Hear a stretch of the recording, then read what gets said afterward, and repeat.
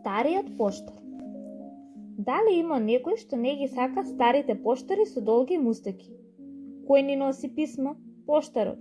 А пакети? Поштарот. Секогаш тој.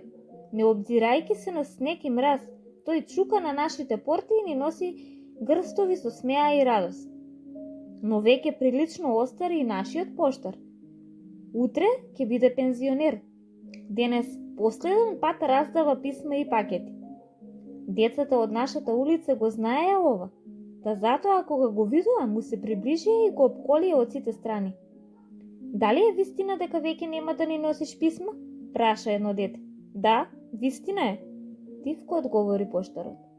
Очите му се наполнија со солзи, зашто тој ги сакаше децата од нашата улица исто како и своите внучиња, Ерол и Севим. Тешко можеше да си го замисли животот без да се нашегува со нив. Тешко можеше да издржи без нивните насмевнати погледи. Повеќе не ќе можеше да ги израдува нивните очи. И децата беа возбудени.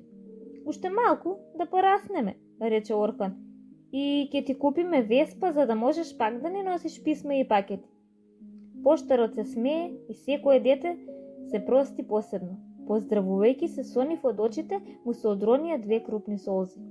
Утринава по нашата улица минуваше една веспа, па затоа сега се сетив на стариот поштар.